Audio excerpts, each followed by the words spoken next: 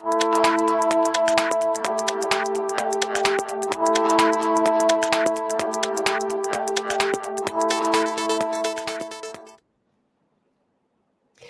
moneymakers, welcome back to another episode of Taking Stock Live. I'm your host, Kalila Reynolds, bringing you another amazing episode. We have a great show lined up for you as usual. Tonight, we're talking about inflation with none other than the governor of the Bank of Jamaica, Richard Byles. There's been a lot of talk about inflation. A lot of industry leaders have been calling for interest rates to fall, but the central bank has decided that they're going to keep interest rates at 7%. What is the impact of this? What is the thought process that went into all of this? We're going to discuss this and more coming up on this episode of Taking Stock. But first, let me know in the comments in the chat where you're joining us from tonight, what part of Jamaica and what part of the world. Also remember to hit the like button and subscribe to this channel if you haven't done so just yet. Share with a friend. Let them know that Taking Stock is on and live right now on YouTube, on Facebook, and on Instagram. So before we get started, here's a look at what's coming up in tonight's show, followed by what's hot in business. And come on, let's get this money. On this episode of Taking Stock, Scoops Unlimited serves up the ultimate treat, the convenience of Devon House ice cream in supermarkets. Director of Devon House Ice Cream, Dr. Matthew. All right, so we're having a little bit of technical challenges. So in the meantime, let me take your comments and see where you guys are joining us from. We got Demar, who is ready and waiting over here. Where's over here, Demar? Where are you joining us from? Finessing Finance says, greetings, massive, and reminding people to subscribe, like, and share. We got Wow Records locked in from Los Angeles, California. Big up yourself. And he's also telling people to like the live before it starts. We've got Colette checking in from Kingston. Colette says, let's get this money. Let's get it 100%, Colette. We've also got Nano Sense, near or far, still watching from far, far away. We have Roger Philly in the house. We have Christine checking in from Kingston 19. We got Philip there from Turks and Caicos. JT Grand Cayman checking in. Who else do we have? Negril in the building. That's Humble Boss. We have FG in Spanish Town. We got Dalton in Grand Cayman as well. We have Erdnati, who just says awesome with that lion. Kingston 6. There you go. Lanesra checking in from Portmore. Let me see who else we have. Who else do we have? Spartan, Ocho Rios, active. Kemoy in New York City, but he misses Jamaica. I could understand why. Another person, Simple Knowledge in Grand Cayman. Let me tell you, Cayman is representing tonight. 3 people so far joining us from Grand Cayman. We got Serene Wealth. That's Pauline, all the way in Manchester, England. Hey, Pauline, how you doing? Philip George checking in from Japan. Strong Link from Manor Park. Demar in Kingston. I don't know what just happened. My camera just cut off. There we go. There I am. All right. Michael in Portmore. We have Richard in St. James. Ryan in West Palm Beach. And let me know, producer, when our video is ready to go and what the next move is. Should we go now? Should we? Oh, we have a few people from Instagram as well. Let me know, producer, in the private chat when you're ready to take it. All right, we're ready. All right, let's go. Let's see what's coming up in tonight's show, followed by what's hot in business. On this episode of Taking Stock, when will the BOJ start reducing interest rates? And what's the deal with our depreciating dollar? BOJ Governor Richard Byles joins us live on Taking Stock to break down the central bank's outlook on Jamaica's economy. And the analyst weighs in on the latest market developments. Productive Business Solutions plans to re-enter the equity market later this year. We'll discuss. But first, here's what's hot, brought to you by JMMB Group, your best interest at heart.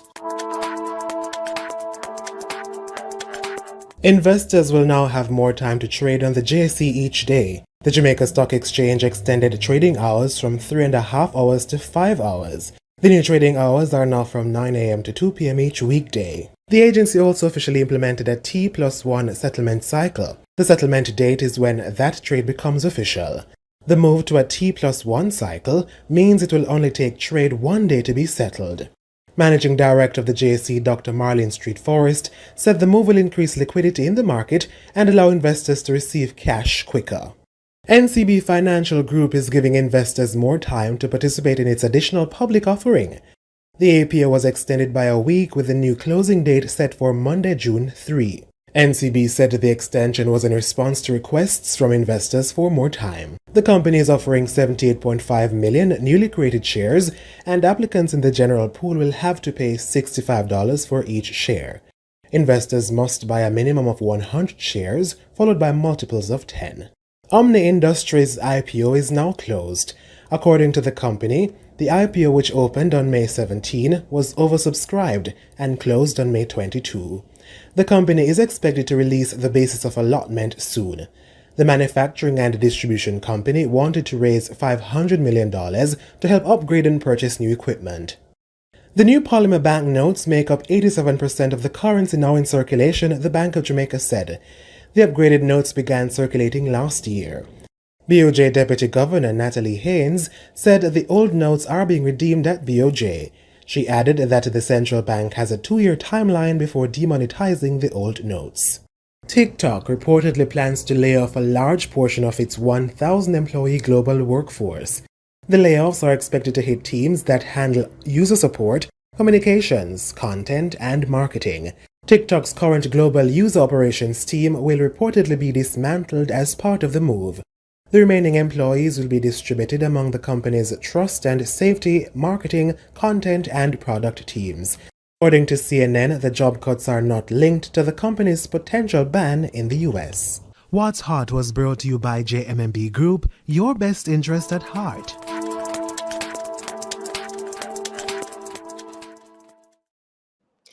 Welcome back. Welcome back. Back to taking stock. So I see a lot more comments coming in about where you guys are from. I see one new one. I haven't seen this one before. Nairobi in the house. Alex Stewart, big up yourself all the way from Nairobi tonight in Kenya. What's it like over there right now? Okay, Jamaica is just hot. Hot, hot, hot. That's what we're dealing with right now. So good evening to you in Nairobi and to everybody tuning in from whatever part of the country and whatever part of the world. Tonight, we are talking about interest rates because the Bank of Jamaica last week released their quarterly monetary policy updates on the Jamaican economy, covering areas including interest rates, inflation, foreign exchange, market interventions. And there have been calls, you heard on this program, 2 weeks ago, Keith Duncan from JMMB calling for interest rates to start falling. You heard Chris Zaka from Sagicor on this channel, on this platform, calling for similarly interest rates to come down. You heard, who was it, from Mayberry, Dan Theok, as well on this platform, predicting that interest rates are going to start falling. But last week, the BOJ said, we're going to hold it steady at 7%. So what is happening? Why this decision? What's going to happen for the rest of the year? Tonight, we're pleased to be joined by Governor of the Bank of Jamaica, Richard Byles. Welcome back to the show, Governor. Thank you for having me. Great to have you on yet again. So I gave the preface about what seems to be a widespread call for interest rates to start coming down, yet the Bank of Jamaica has held firm at 7%. Why that decision at this time? Well, we're looking for the rates to settle within a corridor of 4 to 6% in a firm fashion, not just being there for a month or two, but a little bit longer. As well as we're looking at some key indicators to make sure that those are stable and on the decline and also within a corridor. And I'd mentioned a couple of them. One is wage inflation. We measure that. So we do a survey and we find out what wage increases have been each month. And so we watch that to see that it also comes into the corridor. The other one is business expectation. So this is businessmen and what they expect inflation will be like, because that helps them in how they set their prices. If they expect that rates will be, inflation rates will be higher, then they will set prices to match that inflation rate. So we're watching to see that their expectations about inflation also comes down and nestles within that corridor of 4 to 6%.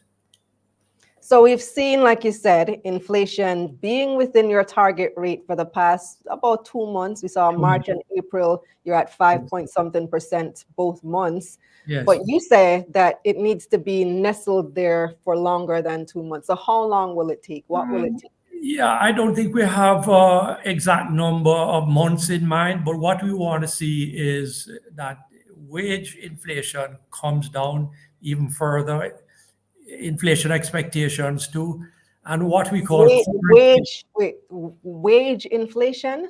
That's yes, people getting paid more. Yes, we measure that every month. We do a survey, and it tells us what the average wage increase has been that has been granted over that period of time. So we survey that. But we're watching.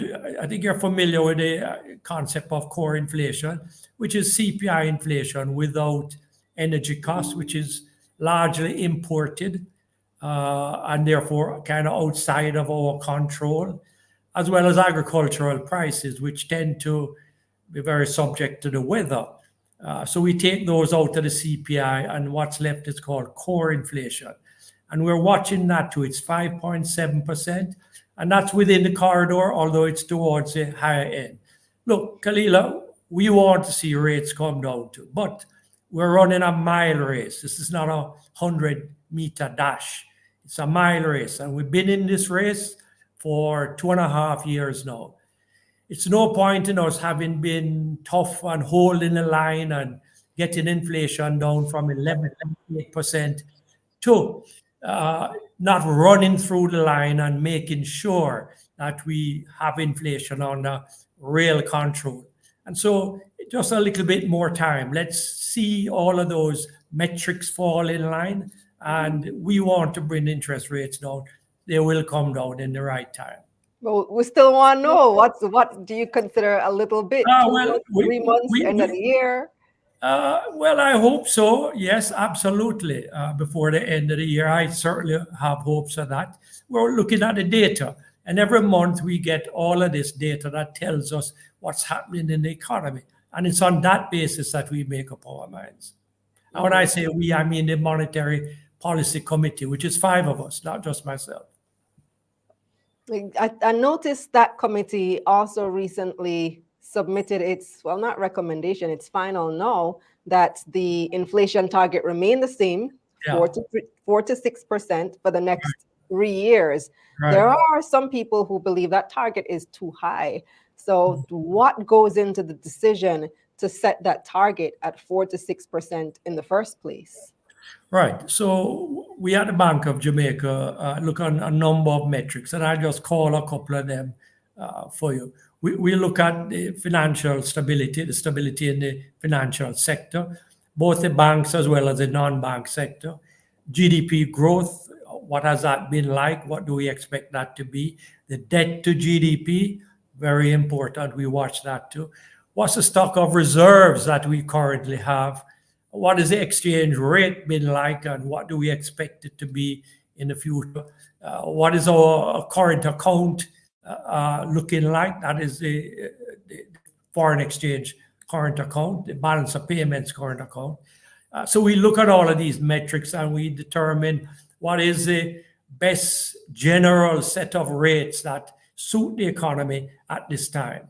Now, it may not be the same 4 to 6% in the future. It could be lower, but we're not there yet. And we still feel that at 4 to 6%, it suits the economy to stay in that corridor.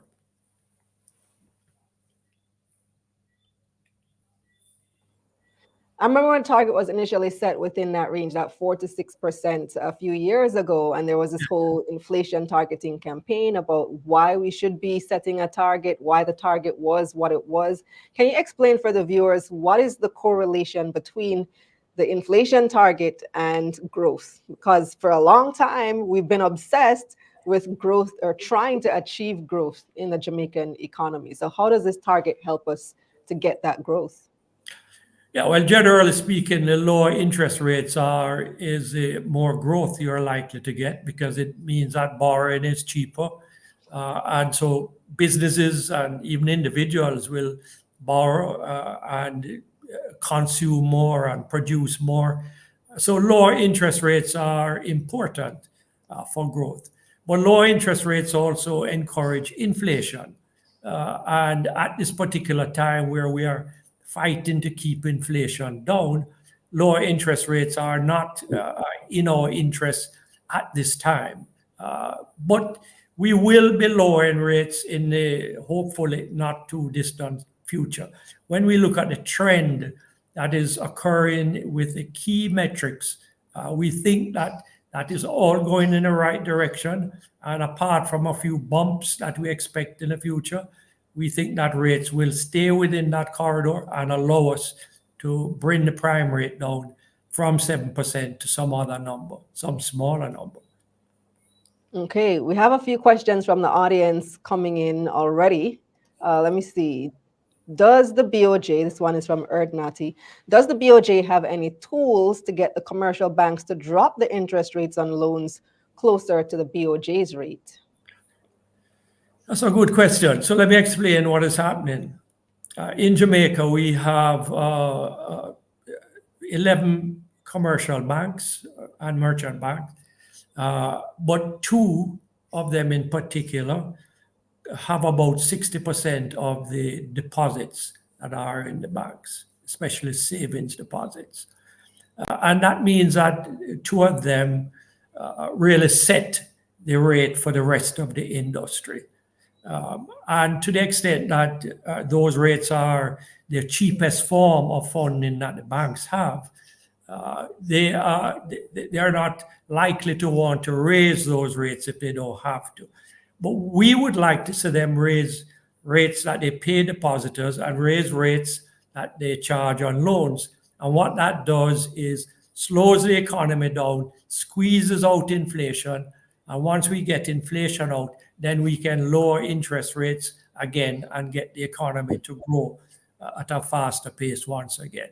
But because they have such a large portion of the cheap deposit funding, they set the pace. And the way in which they have handled it in the last 2.5 years is that they have barely moved the savings rates and they have barely moved the lending rates.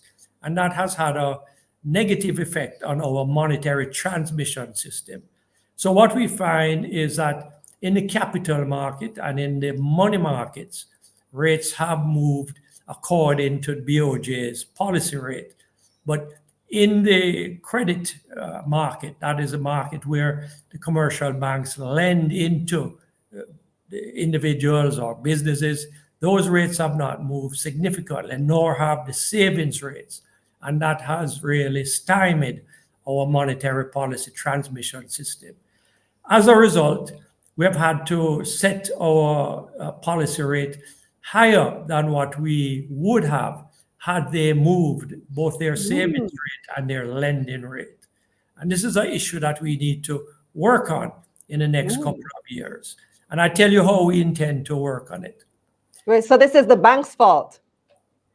I'm just saying that's a hand that the whole economy has been dealt, that two banks have control over 60% of the deposits. I'm not accusing anybody. I'm just saying that's what the situation is.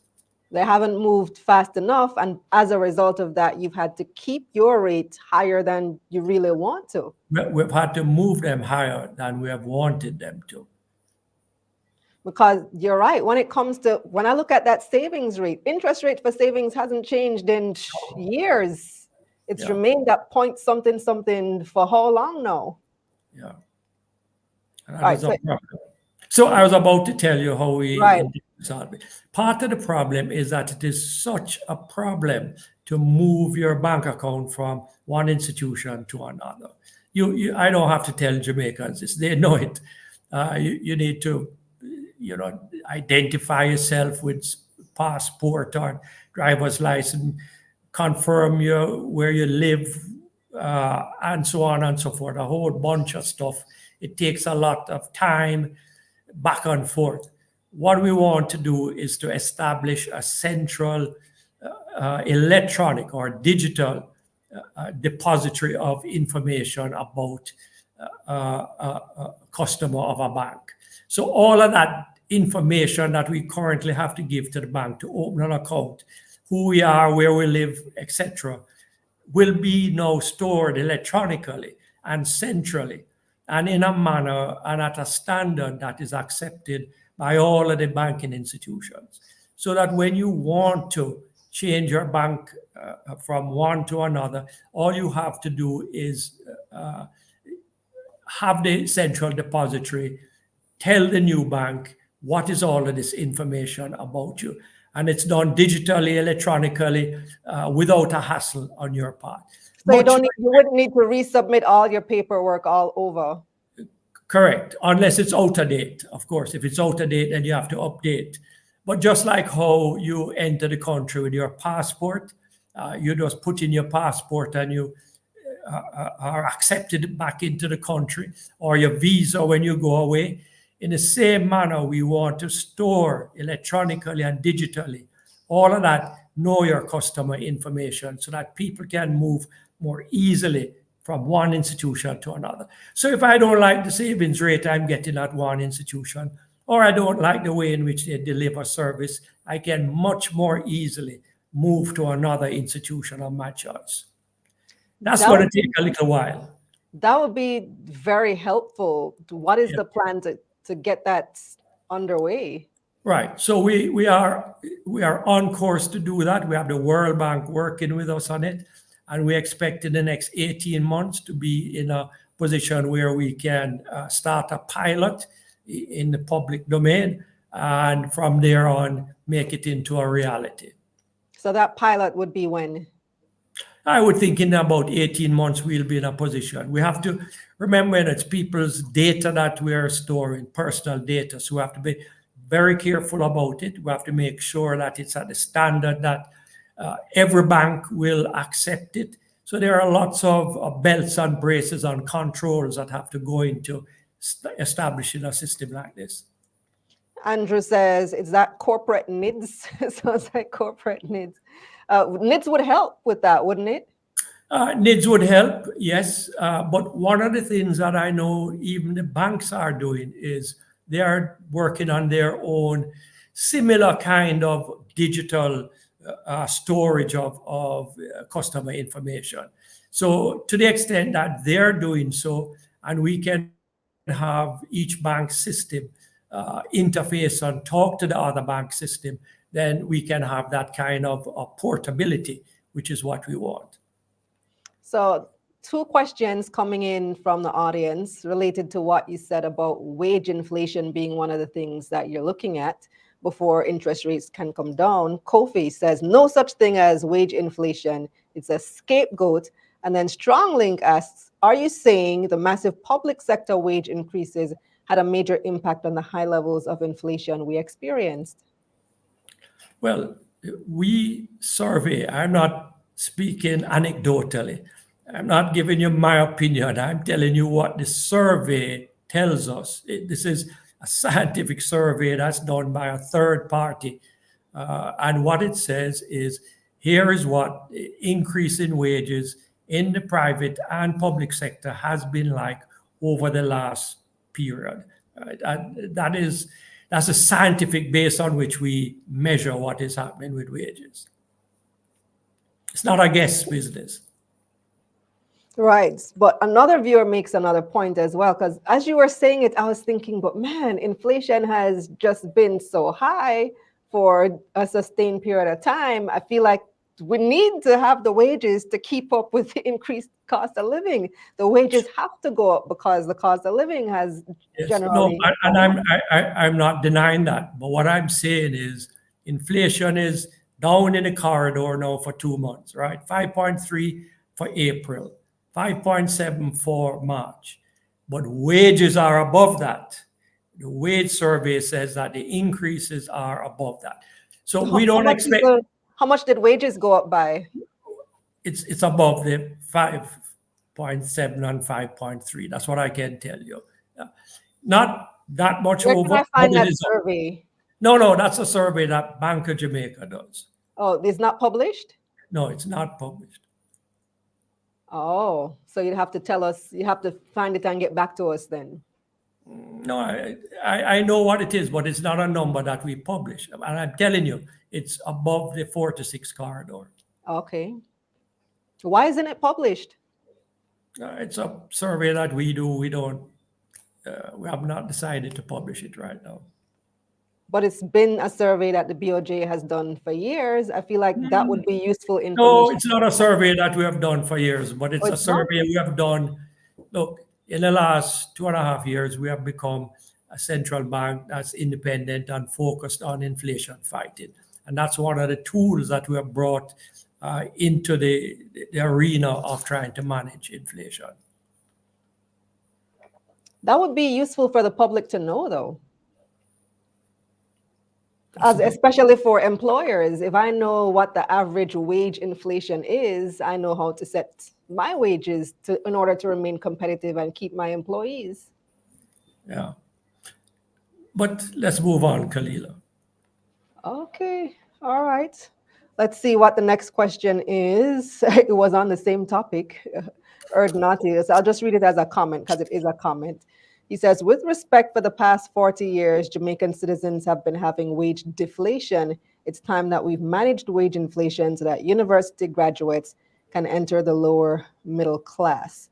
Next question comes from Earl, who wants to know, Mr. Byles, would you gradually reduce interest rates or fix it one time? No, we're likely to gradually reduce them. That's it. We increase them in steps and we will decrease them in steps also. Okay. All right. Next thing that we wanted to talk about as well was where are we with the foreign exchange rates, which used to be our quote unquote obsession. So looking at, where the Jamaican dollar is. Thank you, Kalila. Thank you. No, really, we never used to be having these conversations about inflation 5 years ago. 5 years ago, the conversation was the Jamaican dollar and slip and slide and all these metaphors that came about. It has remained fairly stable, but we have been seeing somewhat of a slide in the past couple of months. Can you give us an update on where we are with the currency? Well, we publish a rate every day, and it's at 156, I think about 60 today. And it's been at about 155, 154, 156 for several years now. It's a major achievement, I would think, by the country that we have been able to keep the exchange rate reasonably stable. It used to be the number one reason why business people set their prices where they do. It's not anymore. Business people look more to what is international commodity prices to set their prices. So it's been a success story for the country. I don't claim it for Bank of Jamaica only, but for the country. And part of the reason is that we have had pretty strong flows, not just from tourism, but remittances also. We have a positive current account surplus, and that has helped to buoy the market considerably. But Bank of Jamaica has been very active in the market, and what we seek to do is to take out the volatility in the market. So we're not trying to set any particular rate, but when we see that the market is under pressure temporarily, we will sell into it. And when we see that the market is in surplus, we will buy from it. And the net position, though, is that we are constantly net buying and adding to our reserves. So we sold about a little less than $1 billion US dollars in the last 12 months or so. But we have net purchase, I beg your pardon, 1.3 billion. So apart from what we have sold, we have bought in addition to that to add to the reserves 1.3 billion. And the reserves now stand at about 5.1 billion, which is a pretty good standard for Jamaica. And that kind of fairly stable exchange rate has been critical in trying to manage inflation, because a lot of goods that we consume, whether food or to do with clothing or in our business or generally, gasoline and so forth, all of that is imported and comes across the exchange rate. So to the extent that the exchange rate is stable, it tends to hold the prices as low as possible. If the exchange rate was more volatile, if we were at 165, 170 to the dollar, you would find that inflation is very much higher than it is. So it's been a critical tool for us to use in the fight to keep inflation moderate. But you did mention that the central bank has had to intervene, and you've put about $1 billion into maintaining it. Is that artificially keeping the exchange rate stable? No, what we're doing is just taking the volatility, because the market is seasonal. There are times in the market when supply is strong and you find that the dollar is appreciating. That is, it's going from, say, 155 to 154, 153. And at that time, we tend to buy dollars much more than before and store it up. Then there are times when the market is under pressure. Maybe there's more demand to pay for fuel, demand to, so any other business expense that is not evenly spread out, dividends going out of the country, for example. And in that instance, we sell into the market to just try and keep the market a little bit more balanced always. But we're not there to set a rate. We're not in there to try to keep the dollar down. We're there to just take some of the volatility out of the market so that business people can plan and they can set prices that are reasonable. And they don't have to think that, boy, I wonder whether next month the dollar will be 160. They know that historically it has been around 153 or 54, 55, somewhere around there. So Jalen, different topic now. Jalen wants to know, does Jamaica have a gold reserve? We've heard about this in the news recently, not local news, international news about the gold standard. Does Jamaica use gold at all? No, we don't. Okay. We don't.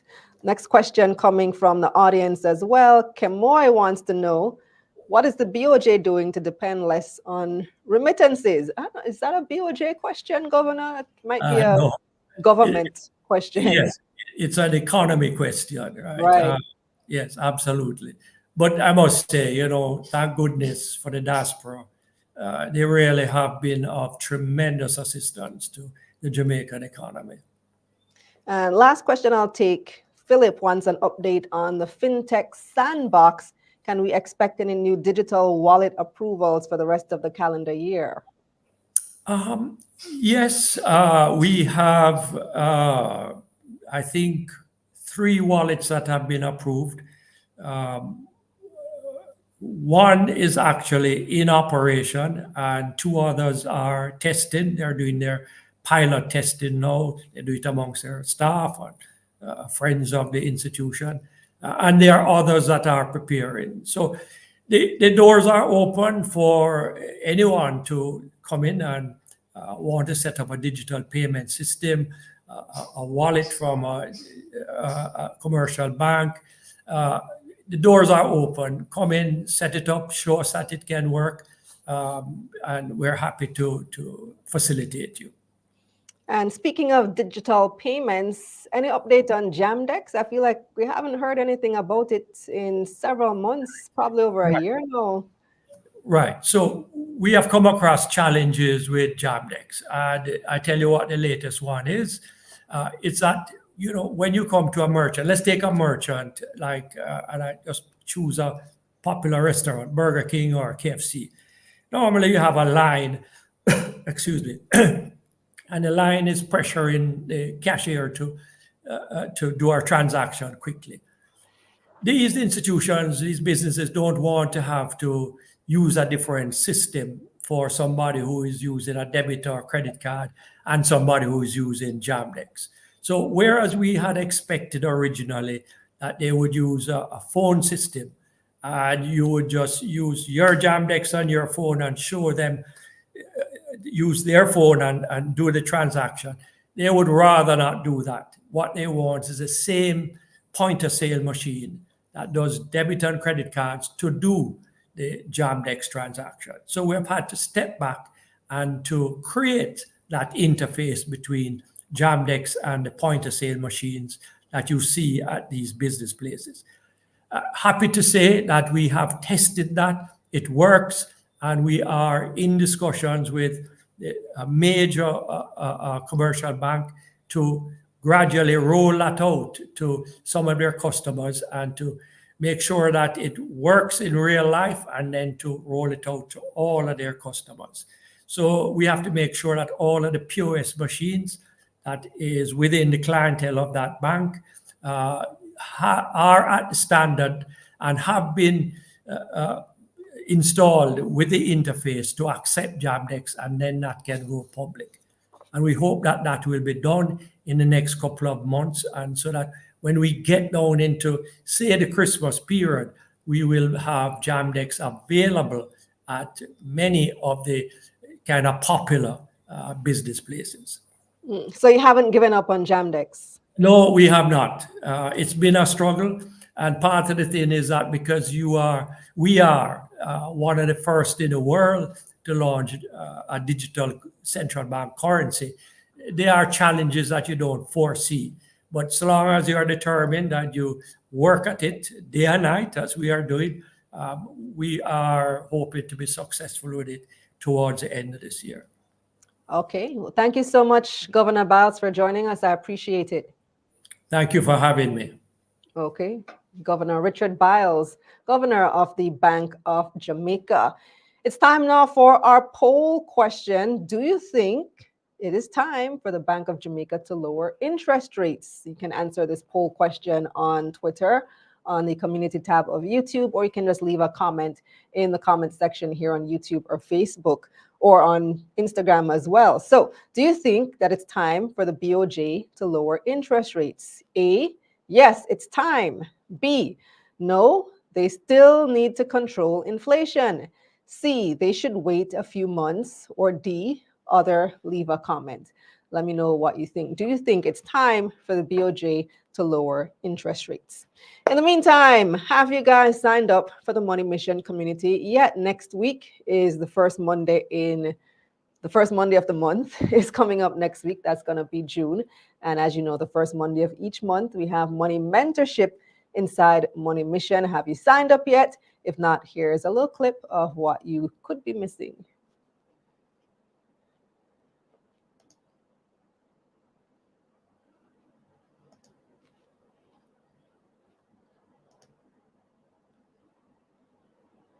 Or not.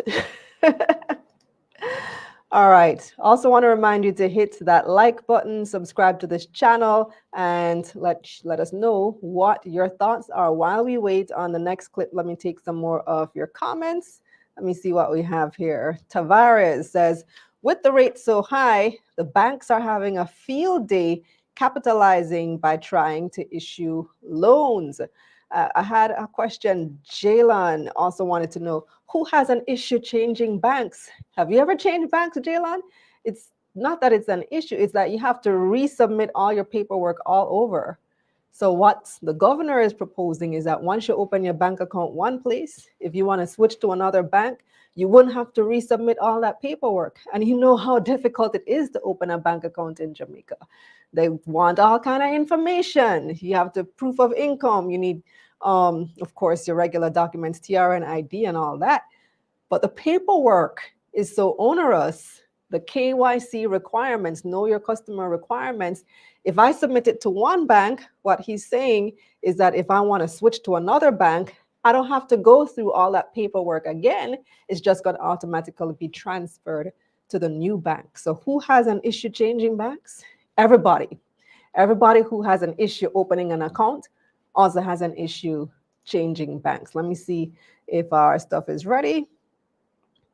All right, so we don't have any clip from Money Mentorship this week, but here is your market recap. And of course, the analysts are standing by.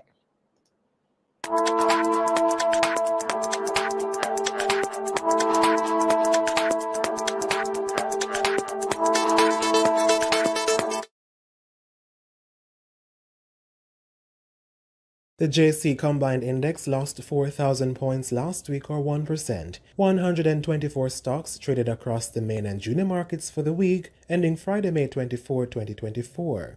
53 made gains, 54 lost value, and 17 stayed the same. 61 million shares changed hands on the Jamaican dollar market, valued at $320 million. Wigton Wind Farm was last week's most traded stock. It took up 18% of market volume, with 18 million shares trading. The stock lost 2 cents to open the new week at 99 cents. One-on-one traded the second highest. The stock gained 8 cents to open Monday at 85 cents. And the Trans-Jamaican rounded out last week's most traded, with 4 million shares changing hands.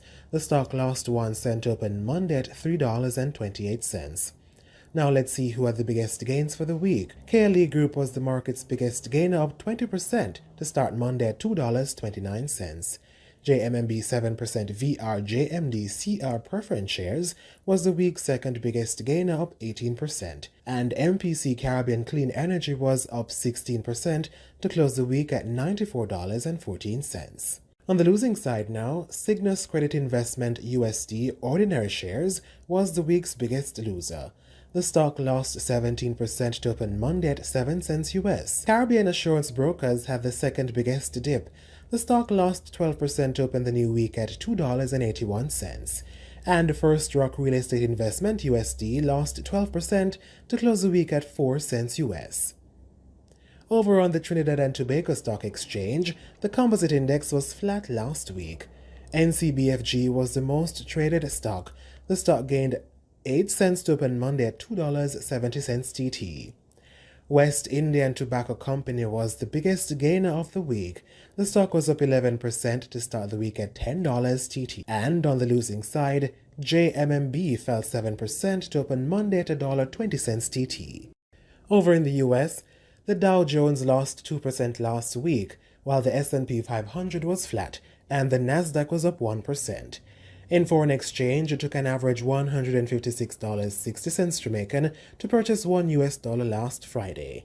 That's 40 cents less than the week before. Meanwhile, it took an average $115.07 Jamaican to purchase $1 Canadian. One British pound cost on average $199.62 Jamaican. And you could buy €1 for $172.72 Jamaican on average.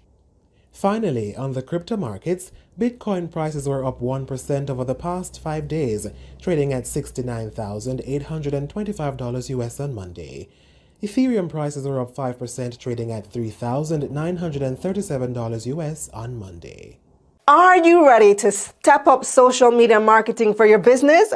Get ready for the Summer Social Splash. Be one of the first 10 companies to sign up and get 60% off our influencer promotion package featuring yours truly. I'll come to your business and highlight your product or service to over 300,000 followers on Instagram, TikTok, and LinkedIn, but only 10 spots are available and it's first come, first serve. So don't wait too long to book this special offer. It's 60% off for the summer. Contact business at moneymediaja.com or call 876-498-6490 today. Let's get this money.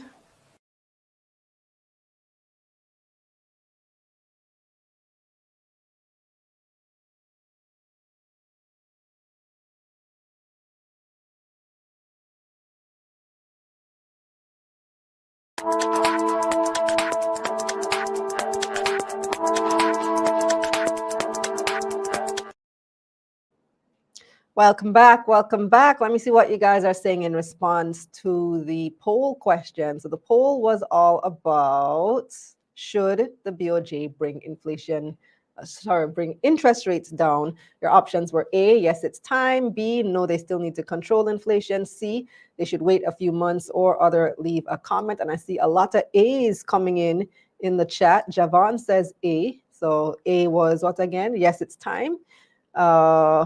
Oh, all of these people, it was Javon commenting multiple times. Kish said, yes, it's time as well. Devon said, yes, it's time. Kofi went with D, abolish central banking. Okay. Stronglink said the B's are in. B was no, they still need to control inflation. So what do you guys think? Is it time for the BOJ to bring inflation down? Let us know in the chat, in the comments, and of course by taking the poll on YouTube or on X. So it's time now to introduce our analyst for the evening. He is no stranger to this program. David Rose is a business writer at the Jamaica Observer newspaper. Hi, David. Welcome back. Night, Kalila. Good to be back. Yes. So today we are looking at PBS, Productive Business Solutions. They're getting ready to jump back into the equities market, and they're looking to do a preference share, a redeemable preference share in US dollars. Tell us about that upcoming offer. So for those who don't know, PBS last came to the JSE back in September 2022, and back then they raised about, I think it was 18 million US dollars for their preference share raise, and then they subsequently acquired Infotrans Group, which is based out of Suriname, in early 2023. So the latest offer they're putting forward is to do another preference share raise. This one, though, is 40 million preference shares at 8.25%. Please note, PBS doesn't have to issue all of those preference shares either. So when they had gotten their approval in February 2022, they only issued a smaller fraction of what they were approved for. So we don't know the specifics as to what the internet fundraise is going to be used for, but we can likely infer from the recent developments. So right now, Xerox Corporation, yes, Xerox still exists. It's not a fantasy of appearance. It's still a company that actually exists today. They've been undergoing an entire transformation of their business. So they've been looking to try and rejig the business, reduce costs, see how they can, bring back up operating profit, bring back return to shareholders. So what they've been doing is that they've been actually, reducing their direct positions in certain countries. So what do you mean by that? So their Argentina and Chile business was sold to Grupo Datco back in March. And the way it's going to work is that they would sell operation, and this entity would still receive Xerox products. Those subsidiaries will still be the exclusive Xerox providers, and they would have a more capital light approach in the sense that they provide more of the services and other products, but not have to take on the heavy lifting of being indirect operation in some of these markets. So in the case of PBS, they're actually going to be acquiring Ecuador and Peru, the Xerox Ecuador and Peru businesses, and that's supposed to be closed by the end of this quarter, which would be Q2, which ends on June 30.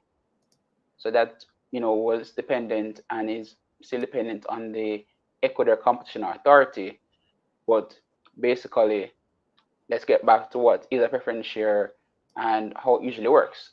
So preference share is just above ordinary shares on the capital structure. And the way most companies issue preferences on the JSE is as a way of a semi-hybrid way of debt. So what do I mean by that? So PBS, for example, when they listed on JSE back in August 2018, they actually had the time had raised $2.5 billion J worth of preference shares at 9.75%. What does that mean? So PBS would have said over 6 years, we will, pay interest on these preference shares, or in this case, your preference share dividends every half year. Their maturity is coming up in July 2024. So what that means is he has to pay back the principal plus any remaining dividends to be paid out to the preference shareholders at that point in time. So it's not fully debt, meaning it's going to be classified on the high level of the capital structure, but it does give some level of flexibility for the companies of how they manage it and ratios and so forth. How does it work for investors? So if you owned the 9.75% preference share, for example, that preference share was priced at 100 Jamaican dollars as its par/issue price. So 9.75% times $100 equates to 9.75 as the dividend per year, which is 4.375 split each half year, basically. And the way persons like me tend to money on pref shares is that we buy below the issue price, that's maturity price, and we sell it back above that price as well. So, for example, buy at 90, and if opportunity comes, sell at 119, 120, whoever is willing to buy from you. Okay, sorry. So for those who don't know, David, what does PBS actually do? So think of them as your intermediary toolman, the kind of company that works in the background to keep things running. So they have the printing business, which is like traditional HP and other services, still a big part of their general business. So for like persons who work in an office, some of these printers that are in the offices are serviced by PBS's employees, and they're across the entire region, and they're actually the largest US distributor in the Western Hemisphere. So that's with the printing business, right? And then they also provide distribution and maintenance services on other complementary products. But in complementary products, so if you've actually gone to a NTB, a Sagicor, First Caribbean, ATM, done a withdrawal or any transaction, and look at the back of the receipt, you're going to see PBS on it. I kid you not. So they're working on maintenance of the ATMs. Then when it comes on to other markets, like in, let us say, El Salvador or Costa Rica, where the customs agents, are working with X-rays and other products, they're working in that space. I believe a couple of years I announced that PBS, was one of the parties that but one day bid for a component of NIDS in Jamaica. I remember that. Yeah. And there's also the fact that they work with central banks in terms of different particular technological operations. So like, they're a distributor or a maintenance provider of particular complementary IT services that you don't really think about, basically. But you still need somebody to actually be there to keep things running. So even the POS system that most of us actually use, they're actually involved in part of that back-end process as well. So not a pretty business, but it's a business. And a great business as well. They are one of the biggest revenue earners on the Jamaica Stock Exchange, wouldn't you say? Because they're a multinational company. It's not just Jamaica. They're in several countries. They're in more than 20 countries, Kalila. Trinidad and Tobago, Guyana, El Salvador, Costa Rica, Cayman Islands, Dominic as well. Just think, and eventually they're going to be in Peru and Ecuador as well. So just the entire gamut or spectrum of Latin America, Caribbean, and now parts of South America. And I pointed out earlier, largest US distributor in the entire Western Hemisphere. And necessarily country region, entire Western Hemisphere, to give it that kind of scale or quantum as to how big their business actually is. Exactly. So that's what I was saying. They're a massive company, especially in terms of the Jamaican scale, because they don't do stuff that is typically top of mind. It's a lot of the back office stuff that you generally don't think about. But who gets it done? PBS, and they're in all of these countries, 20 countries. Ryan says, I love PBS. They lease and service the Manchester Municipal Corporation's printing machines. I love their service. Also provide good network equipment as well. Time to talk Oracle business with PBS. Yes. So they also work on cybersecurity and your Oracles, your Alphabets, and a couple of those other major Silicon Valley players. They're the ones who work in getting those products down to different companies and businesses here in this part of the world, basically. Okay. And for those who want more information about PBS, they did a preference share raise last year as well. 2022. 2022. 2022? Yeah, it was 1 September. year ago. It was September 2022. Why is YouTube telling me 1 year ago? Because remember, Kalila, 2 years hasn't passed as yet. 2 years will come around August/September. So that's why YouTube is only showing you 1 year at the moment. Yeah, it would have been 2022. YouTube tricking me. But yes, if you guys want to check out that video, you can check it out. It's called Taking Stock Live PBS Preference Share Offer. And it was all about, we got a lot of info on what they do, behind the scenes of PBS, their growth trajectory, and like the current offer, it's also preference shares. So if you want a better idea, you can check out that interview. One little piece of context though. So the preference shares that are going to be voted on at the EGM on June 6th, which I believe is next week Thursday, these are redeemable preference shares in that they have a general fixed date of life. The reason I'm highlighting this key point is that the 2022 preference share offer, that was a perpetual cumulative redeemable preference share, meaning that it will be redeemed eventually, but it has no specific fixed redemption date per se. So per 15 years, preference share has to exist. And then every 3 years after that, the company can decide to actually redeem it afterwards at that point. So that's why I have to just get key distinction. So the preference share issued back in August 2018, it's maturing now in 2024. Similar for the new preference shares that are about to issue as well. So are they just replacing the old ones with new ones at lower interest rates? Not necessarily, because remember, preference shares that are maturing come July, those are Jamaican dollar preference shares at 9.75%. The current proposed preference shares are at 8.25% in US dollar terms. So now it's actually cheaper per se, because back then the preference shares were issued at a lower exchange rate vis-a-vis today. So two different dynamics. And the thing is, the funds are likely going to be used for some level of expansion, because I pointed out earlier, they haven't finished acquiring the businesses in Peru and Ecuador as yet. So it does give some indicative signal in the sense that there is potential they might use this fundraise to fund this acquisition or other acquisitions that are in the pipeline that they might have for other business opportunities. So we have a couple of comments that I want to take before we wrap. So Kish says, love PBS preference shares, consistent income. Ryan said, why didn't PBS just do an APO? I mean, it's preference, what a company prefers to do. They already have a track record for doing successful preference shares. Tavares said, broker them poison people with APO. Before we go, and Javon says, I hope PBS preference is more affordable this time around. Before we go, somebody wanted your opinion, David, on the whole inflation conversation. Let me see if I can find back that comment. Can't find the specific comment, but they were saying, what is your answer to our poll question? Is it time for BOJ to start reducing interest rates? What do you think?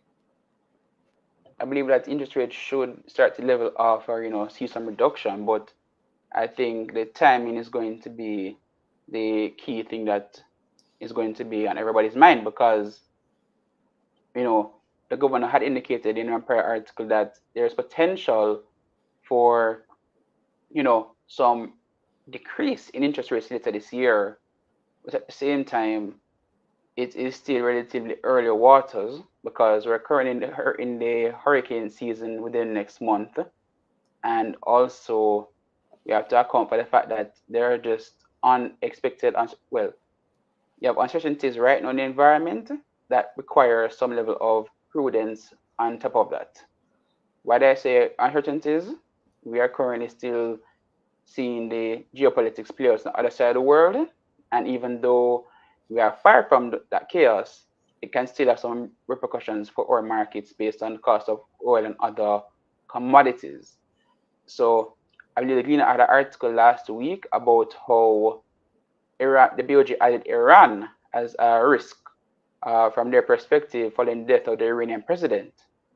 And geopolitics might seem inconsequential for most people, but the thing is, the BOJ has to weigh this into consideration, because if it is that there is external inflation that's going to come in and create potentially further inflation in the marketplace, that's going to be problematic as well. And there's a tweet on Twitter earlier today, apologies X. This is IB Conte. He mentioned how, he has a part coming up, and he mentioned how Wisynco craving a rare nephew increasing their prices. So prices are still going up, just a lower pace. But it's a bit good to have a reduction in interest rates. But I don't think I would say, hey, we should come down next month, because there are implications for every action that have happened, and with that, the BOJ should proceed with a more structured and deliberate approach, because while we all want lower interest rates, we do not want to face the consequences of a reactive central bank. And the reason why I say that is you don't want the BOJ to rapidly drop rates and you have a potential spike in the FX rate at the same time, or you don't necessarily want to have rates coming down and the BOJ caught flat-footed again with high inflation. So rates definitely, I believe rates should come down, but based on a strategy that matches the reality. It shouldn't just be, hey, everybody balling for lower rates. You just don't know the implications of this Russian rate cuts too quickly. And right now, I know that, well, I shouldn't say I should know, but right now, I believe a lot of other countries are also watching the US Federal Reserve's stance in terms of when it does decide to cut rates as well. Because that inflation differential alongside the interest rate differential are going to be two other factors that are going to potentially play into the BOJ and other countries' decisions as well of when to actually cut rates. All right, thanks, David. So your answer is B then. Basically, that we shouldn't reduce the interest rates just yet. Hold strain for just a little bit longer. No, they still need to control inflation. Still need to control inflation and make sure that we have monetary stability. I do not want to live in a fairy tale land or like a Zimbabwe, we have $1 billion and you're a poor billionaire. That's a perfect way to see it. Oh my goodness. Don't even mention the Z country. Yeah. Thanks, David. Appreciate your insights as usual. Let's take our final break and come back with your comments. I'm Kalila Reynolds, the Money General, and I'm on a mission to help you get better with money. Join me inside the Money Mission community where I'll teach you how to manage money, make more money, and annihilate bad debt. Click the link in the description to sign up for your basic or premium membership. Let's get this money.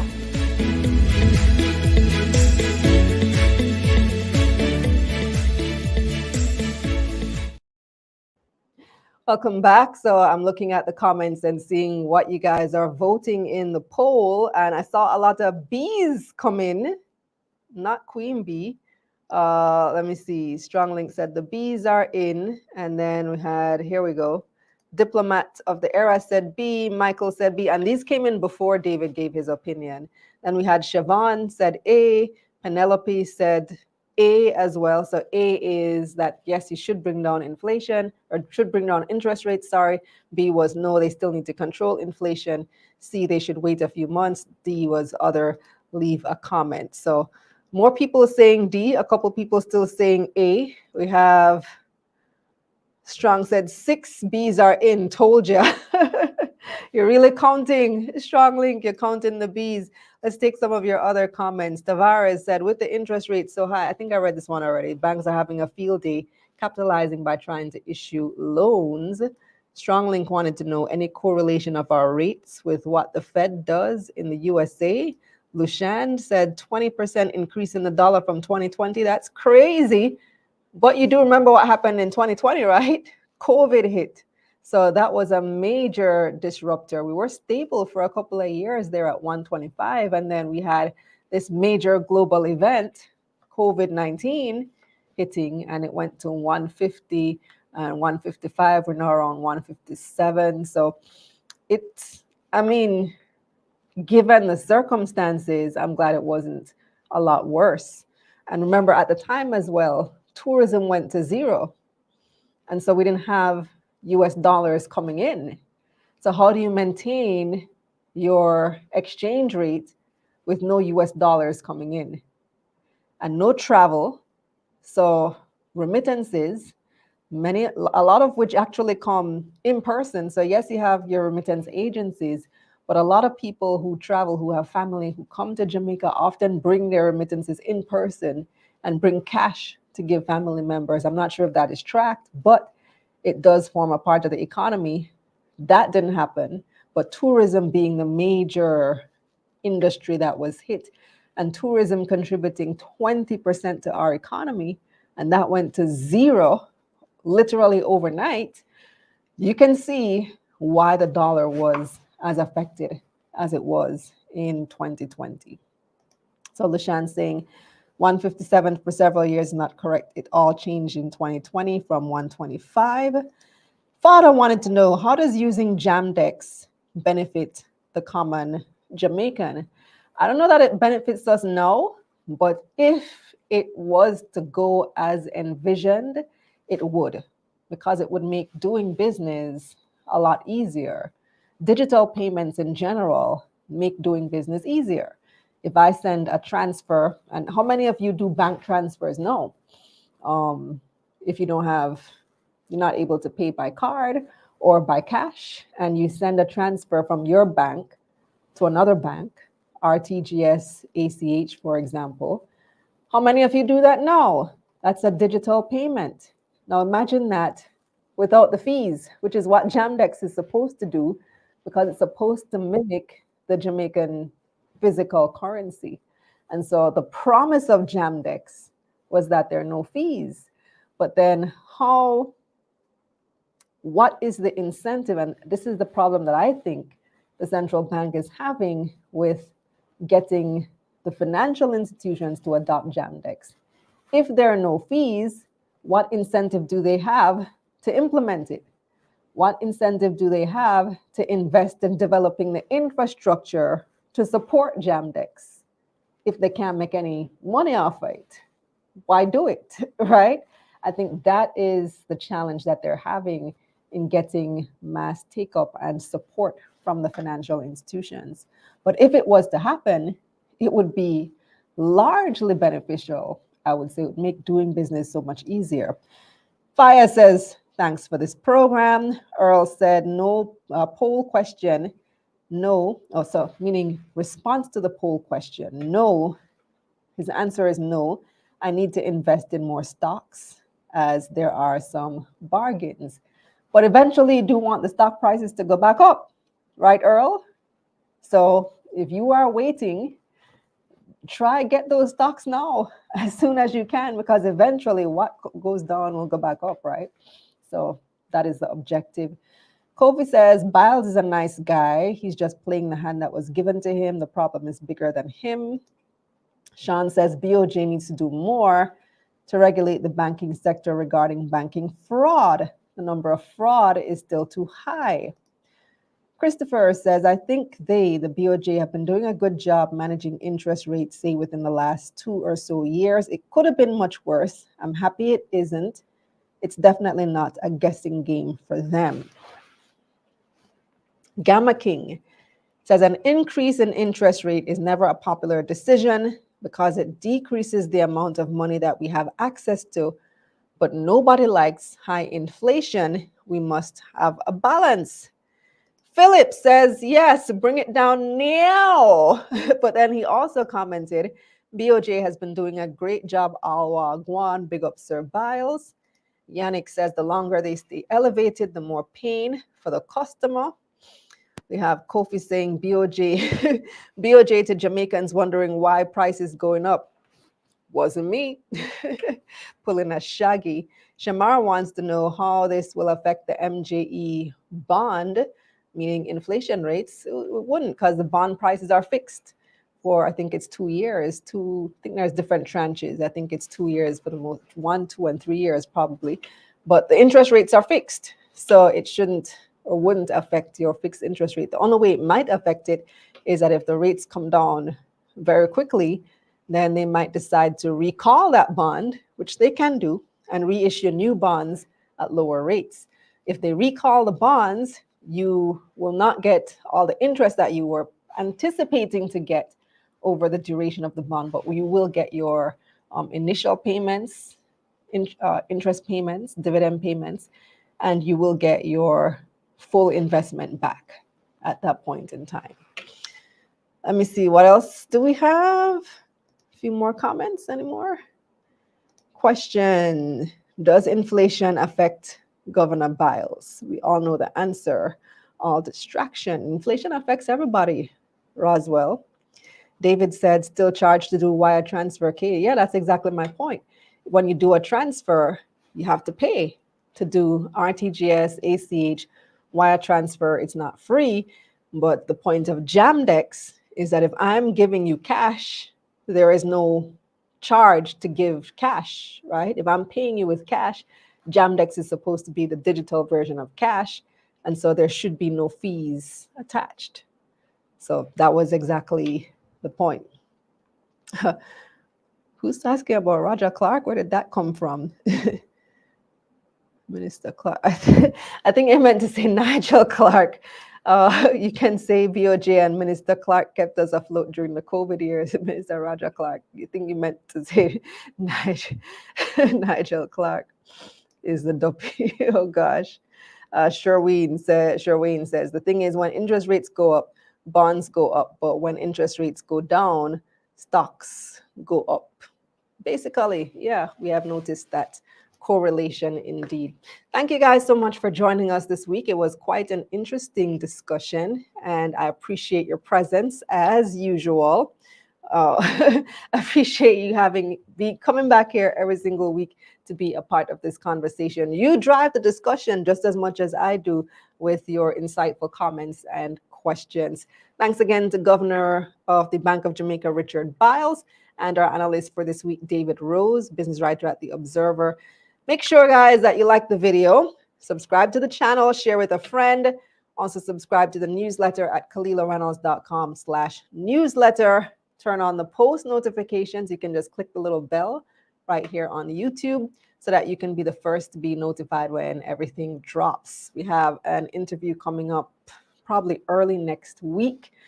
Let me not say who, because it's not 100% confirmed yet, but we have stuff coming up in the following weeks because we want to help people learn more about money so we can all get this money together. Follow me on Instagram, TikTok, and Twitter at Kalila Ray. That's my only account. I have no other accounts. I do not have a WhatsApp business number. I do not have Telegram, and I will never ask you for money. I will never offer to trade crypto for you or stocks. I don't do that. So if you see anyone attempting to do that, it is not me. Report those pages. Those are scammers and impersonators. If you want to connect with the analyst this week, check the description box below for contact information. You can also visit the website, KalilaReynolds.com, for financial information you can use however you like it. Watch, listen, or read. Now tell a friend about taking stock because investing is the new sexy. So let's make it cool to talk about money. I'm Kalila Reynolds. Thanks for watching and see you next week.